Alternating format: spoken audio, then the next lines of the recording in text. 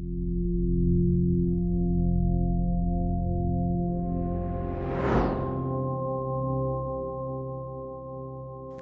title of my presentation today is Creating an Emotion Revolution.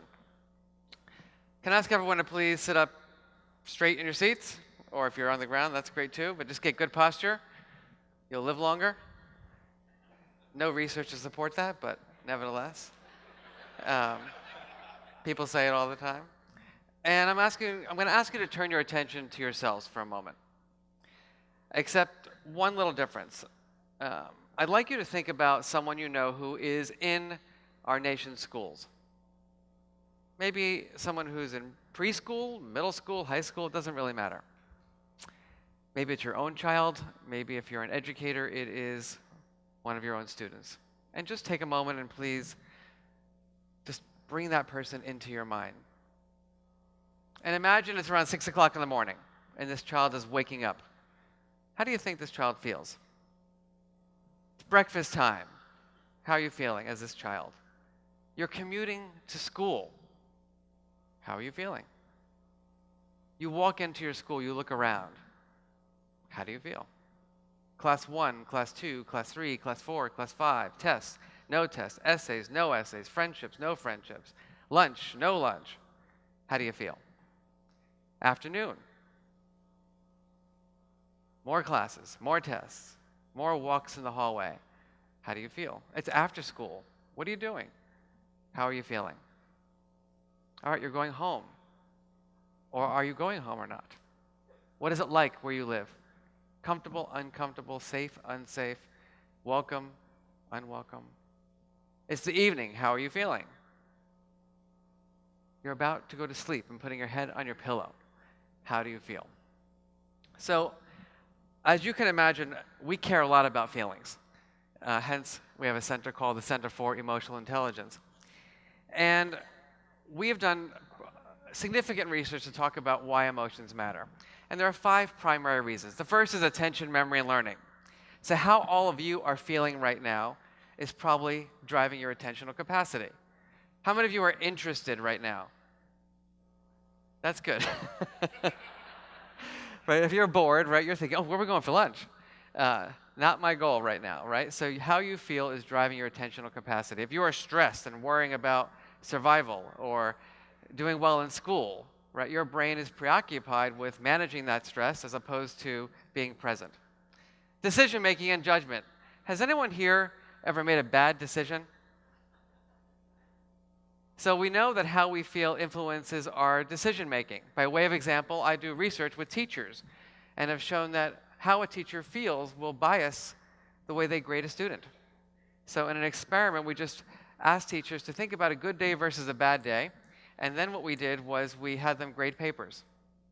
Lo and behold, 1 to 2 full grade differences in the evaluations of students. The third is relationship quality.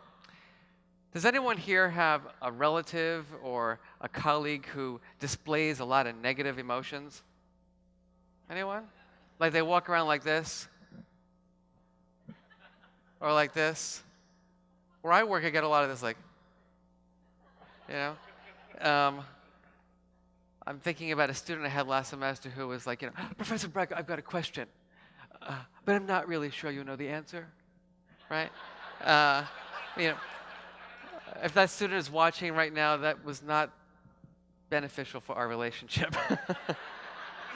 Right? Because how people make you feel, right, drives your relationship. Think about it. Physical and mental health. We know that how we feel drives our mental health, right? Anxiety can lead to more trauma. Sadness leads to hopelessness, which can lead to depression. And without the strategies to manage our feelings, how can we be emotionally fit? And then finally, everyday effectiveness. We do research in our center on creativity. And we've shown, for example, that people who are the most creative, or at least those who achieve their creative products, meaning move from imagination to creativity, have these skills. Why? Because we're faced with so much disappointment when we're trying to be creative, aren't we? We fail at what we try. So while we need to have certain traits to be creative, to be successful in these endeavors, right, we need those strategies to manage our emotions effectively.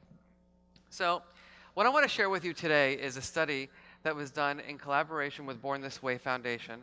Um, about 3 years ago, Lady Gaga opened a foundation called Born This Way Foundation, and that foundation reached out to me to ask if I would become a member of their research advisory board. And of course, I thought to myself, I was born that way.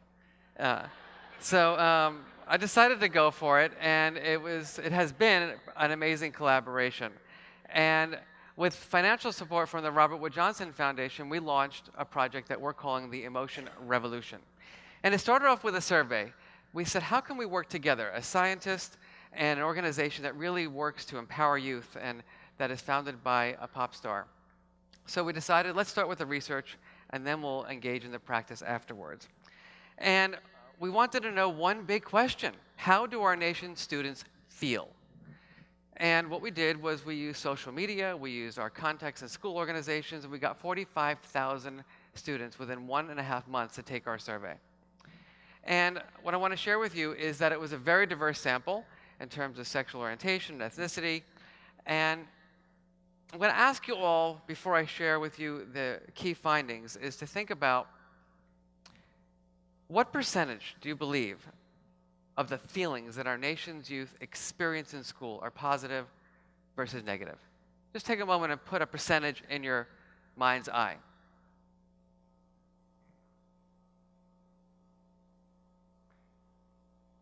The first part of the study was we gave them an open set of boxes, and we said, just list. Think about your typical day, just like I asked you to do, and just write down the 3 feelings that you experience the most each day in school. And here's what we found. So for me, right, as an emotion scientist, right, this was pretty startling, that 75% of the feelings among our nation's youth are negative. These are public and private schools. These are participants from every state across our nation. Among the top 10 emotions, 8 were negative and just 2 were positive. We wanted to go a step further, though. We wanted to unpack, so what are the top feelings? And here are the top 3 feelings that our nation's youth experience in our public and private schools: tired, bored, and stressed. I was one of those kids, just to let you know. I was one of those kids who didn't sleep well because I was very anxious.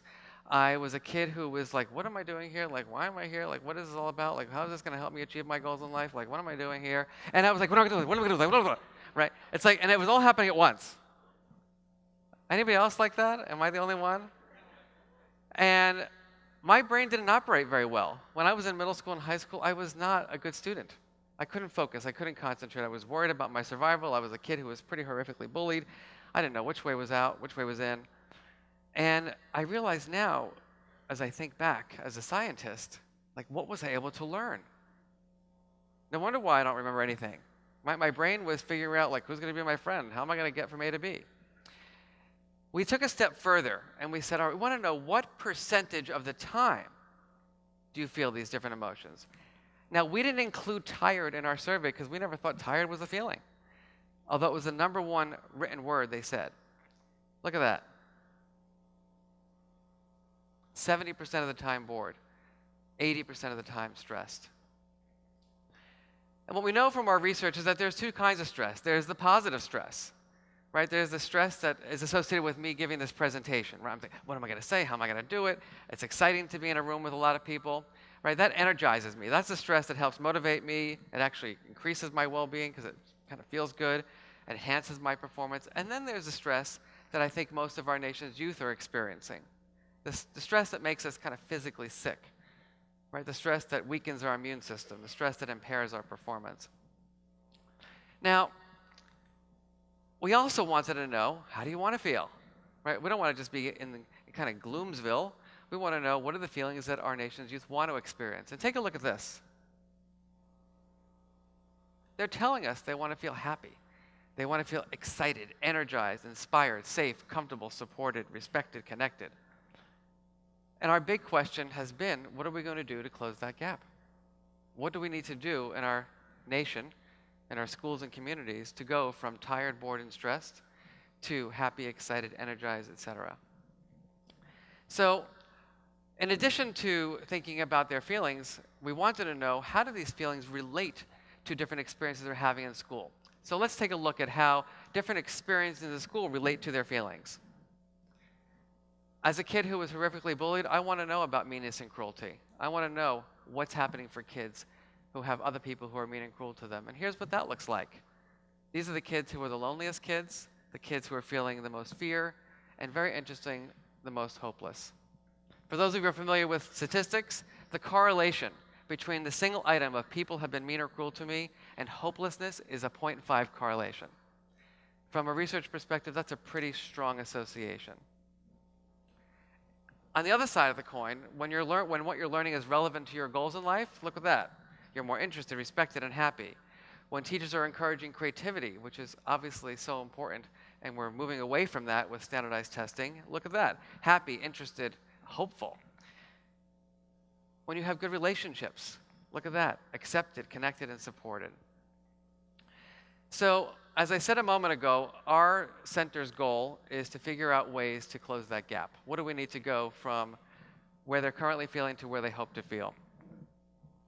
And our center does two things. We do a lot of research, like the study that I just shared with you, and we develop innovative approaches to teaching emotional intelligence, mostly in schools, but now also in workplaces. So 3 things. The first is we need to shift, in my opinion, our mindset around emotions, right? Historically, emotions were seen as idiosyncratic impulses, right? As a matter of fact, I was taking a car service recently, and the driver said, "What do you do?" And I said, "I study emotional intelligence," right? And he looked at me through the rearview mirror and he goes, "Emotional intelligence? That's an oxymoron." And, for many people it is, right? Very different perspective nowadays that emotions are actually signals, right? Emotions are adaptive. Emotions are useful. Using your emotions wisely is a pathway towards success in multiple areas. So the way we shift our mindsets are, one, through research. We have to teach people the science of emotional intelligence. The second is we actually have to develop these skills, right? Teach you these skills.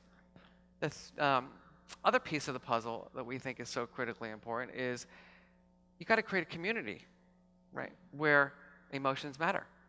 So it's not just about developing an individual, it's about changing the systems. Because the work that we do in schools oftentimes looks like this little program that on Thursdays at 3 o'clock, all right, let's talk about our feelings. And then at 4 o'clock, it's like, okay, back to math. That's not a way to create an environment where emotions matter, right? It has to be, as I say, infused into the immune system. It's got to become part of our DNA. And what our research shows is that pretty good things happen once you develop these skills. So what are the skills of emotional intelligence? There are 5. We call them the ruler skills. And it's recognizing emotions in face, body, voice, understanding the causes and consequences of emotions, having that language to differentiate feeling states. Am I angry? Am I disappointed? Am I jealous? Am I envious? Am I shameful or am I guilty? Am I down or disappointed or devastated or hopeless? Having that rich vocabulary. Knowing how and when to express emotions with different people across different contexts. Right, the rules, for example, here, right, where everyone's just present, right, are different than the rules in New York City, right? It's a little different, just to let you know. And the strategies that we use to regulate our feelings vary considerably, right? Ruler is the name of the approach that we developed. I'm just going to take you quickly through some of the things we do. The first is we think there's too many rules. How many of you like rules? I hate rules, right? We want to move away from rules and talk about feelings. Instead of saying, don't run the hallway, keep your hands to yourself, look this way, do this, do this, do this, we say, let's talk about how we want to feel.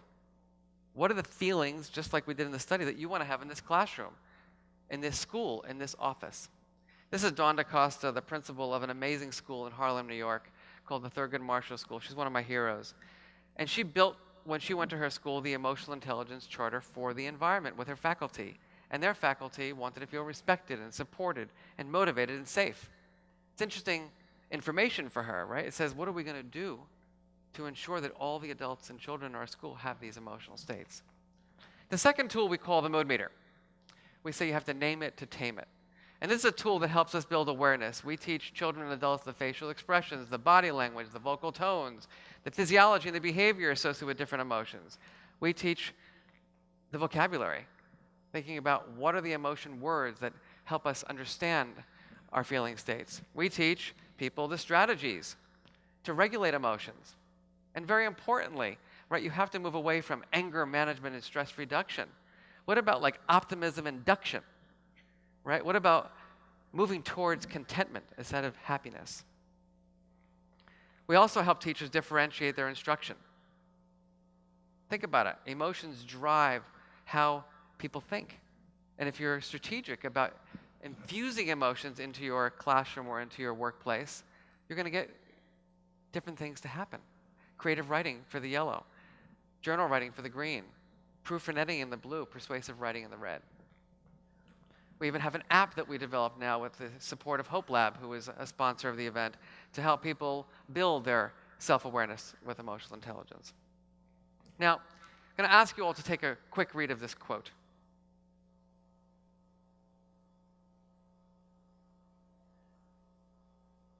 Do any of you here have triggers? No? All of you are just so mindful that there's no disequilibrium ever? Yeah. Well, I bet if I lived with you, it'd be a little different story. Especially if I live with you. So we have found that a process for teaching people to manage their triggers is very helpful. We call this the meta moment. And there are 6 steps. And we say with all our heart that if you take our 6 steps seriously, you can avoid the 12 steps later. So the first one is that something happens, you are triggered. The second is that we have to make sense out of those triggers. How do they affect our thinking and our judgments and our physical bodies? The third is that we got to stop and breathe. But I don't know about you, I have learned throughout my course of life that breathing, while it's helpful for the deactivation of my emotions, doesn't necessarily shift how I behave. Right? You breathe and you're like, I still hate you. Right? Right? Maybe it makes you clearer. So the question is, what are the other pieces of the puzzle? And what we have found in our research is that activating your best self is something quite interesting, because that helps you move toward healthy strategies. So just for an example, this is the best self kind of plot of 1,000 school leaders that we have worked with. They want to be more compassionate. And when you activate the lens of your compassionate self, guess what? You're going to choose to use more effective strategies. Instead of blaming, you're going to reappraise. Instead of negative talk, you're going to engage in positive self-talk. Instead of procrastinating, you're going to engage in the situation. We have other tools like the blueprint, which says, you know what, there's too much narcissism. We need to move away from what happened, why'd you do it, to let's be in this together. How did I feel? How did you feel? How did I manage my feelings? How did you manage your feelings? What we've shown in our research is that doing this work makes a huge difference. That schools that adopt these practices have students with greater outcomes, teachers with better outcomes, including academic achievement, and classrooms that are just more positive places for students to learn. I want to wrap up by showing you just one more thing. In collaboration with Facebook, who has been an amazing supporter of our center and the mission of our center, we built a website that's called Inspire Ed. And based on the research that we did with that project on the emotion revolution, where kids told us how they wanted to feel, we have encouraged schools to build teams. We call them Inspire Ed teams. And those teams are responsible for thinking through and creating the emotional climates that really will make a difference. So what we found in our research is that youth, high school youth, want to feel, look at that, safe and comfortable, connected and supported, contented and balanced, inspired, empowered, etc. And what we did also was we brought about 30 high school students from around the United States together over the summer with educators and emotion scientists, and we said, build it out for us. Tell us what it needs to be. Give us the activities. Think through what are the exercises from 10 minutes to 1 hour to project-based learning activities that we need to do to help schools be places where kids feel these more positive emotions. Now, I want to wrap up by saying we're super excited that we are now going to launch the emotion revolution in the workplace. So our next big study is going to be with all of you, educators, people in the healthcare industry, people in finance, all different walks of life. we want to figure out what are the emotions that are happening in our nation's workplaces, and what do we need to do to close the gap between the ones that they're not enjoying and having the ones that they want to enjoy. So to wrap up, 1, how many of you believe that emotions matter? Come on, people. I come all the way from Connecticut for that? All right. Thank you. All right. I got to beg for the applause. How many of you believe that emotional intelligence is a real set of skills? Okay. I only got to share with you a little bit of our work today. These tools, one of them is that mood meter app, or the mood meter. The second one is that meta moment tool for building better self-management strategies. Yesterday, when I did my presentation, I ended with kind of a prayer, a visualization. Today, what I want to say is that we have bought the bus, right? I'm driving this bus. I've driven all the way from Connecticut to California, and we call it the emotional intelligence bus, and I'm in that driver's seat. And when I go through different states and different schools, I just stop and I say, want to get on the bus? Want to get on the bus? Some people are like running on that bus, right? Some people sit in the front seat of the bus with me, and they're talking all the way through. There are a lot of people who just want to sit in the back of the bus and watch. And there are even some people that don't even want to get on the bus, and they just want to kind of like look over and say, you know, like, I'm thinking about it. And there are a few people that might get in front of our bus, right? And we don't like those people because we will run them over. Right? We're compassionate, but we're on a mission here. So what I want to wrap up saying is that I hope all of you are on the bus, and it's time, I hope you believe, to create an emotion revolution in our nation's schools and workplaces. Thank you.